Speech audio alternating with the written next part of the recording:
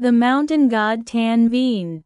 Long ago, when King Lak Long Kwan parted with Lady Oko and divided their 100 children, he took 50 sons back to the sea. Among them was Hong Lang. One day, Hong Lang traveled inland through the then Phu estuary, in today's Nam Dinh. He wished to find a peaceful, quiet place where people lived kindly. He rode from the Kai River to the village of Long Do in Long Bien Citadel, then continued from the Lin Jiang River to Phian Tan Wharf in Phuc Loc District. From there, he saw the magnificent Tan Vien Mountain, towering in 3 layers like a giant umbrella. The people living at its base were simple and honest. So from the southern slope, Hong Lang used his divine power to create a straight path, smooth like a drawn bowstring, stretching from Phian Tan to Tan Vien.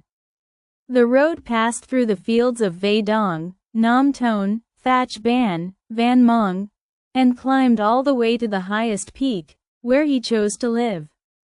At each resting point, he conjured splendid palaces out of thin air. Living on the mountain, the deity often wandered to the Lu Hoang River to watch the fish.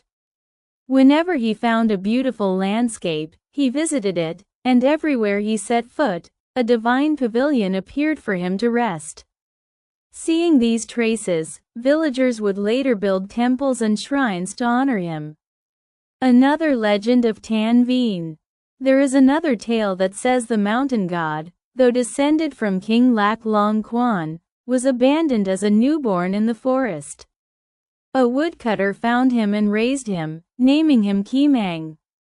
He received this name because, before the woodcutter found him, the infant had been kept alive by wild goats that nursed him and birds that shielded him from the cold.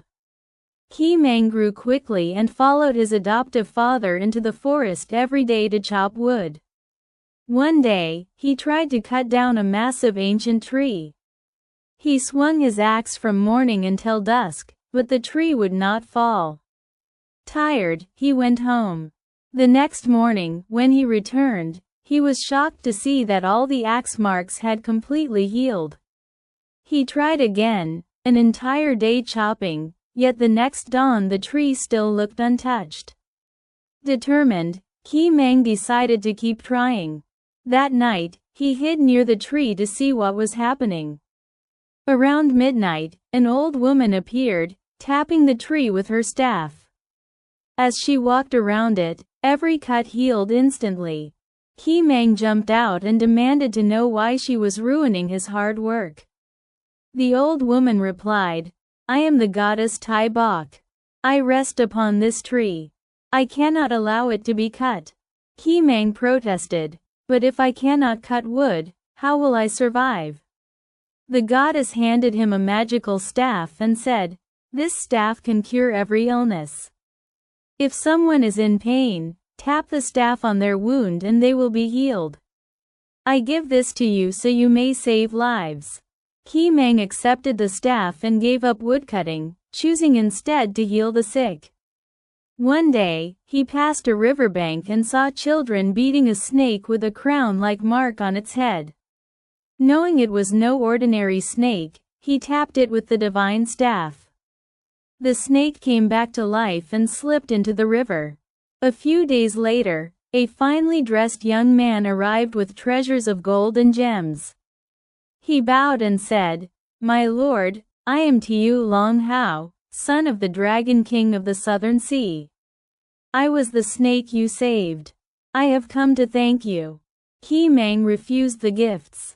So Tiu Long Hao insisted on taking him to the underwater palace and gave him a magical tube that allowed him to walk through water. The Dragon King was overjoyed and held a grand feast for 3 days, offering Kimang many rare treasures. But Kimang declined them all. Finally, the Dragon King gifted him a wish book, which he accepted. The book had 3 pages made from fish skin and wrapped in turtle shell. Each page contained a power, metal, wood, fire, except the water page, which the Dragon King kept.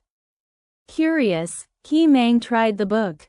He placed his hand upon the fire page and made a wish. Instantly, thunder rumbled across a clear sky, clouds swirled, lightning flashed. It was as if the heavens roared at his command.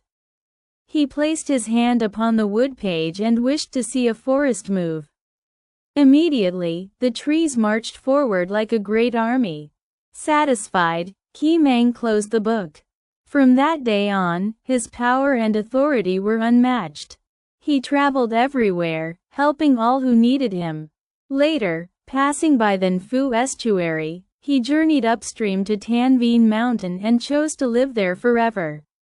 With the wish book, he built splendid palaces in the wild mountains. From then on, people believed Tan Vien Mountain was ruled by a mighty and magical god. The mountain god Tan Vien is also known as Sun Tin. Lessons from the story. Kindness brings blessings. Hong Lang built temples for the people. Baby Qi Mang was protected by goats and birds. Later, he used the magic staff to heal the sick and save the snake. Because of his good deeds, he received the wish book and great power. Be kind and helpful. Goodness always returns in wondrous ways. Perseverance leads to miracles. Qi Mang never gave up cutting the great tree, even though it healed itself twice. His persistence led him to meet the goddess and receive the magical staff. When facing difficulties, don't give up too quickly. Keep trying. You may discover something incredible. True strength is used to help others. With the healing staff and wish book, Qi Mang gained immense power. But he used his abilities to help people and bring peace. Real strength lies in using your talents for good. Greatness can come from humble beginnings. Despite his harsh childhood, Qi Mang grew up to become a powerful deity. Both stories show that anyone, no matter their origins, can rise to greatness. If you remain kind, persistent, and helpful, you too can become someone wise and admirable.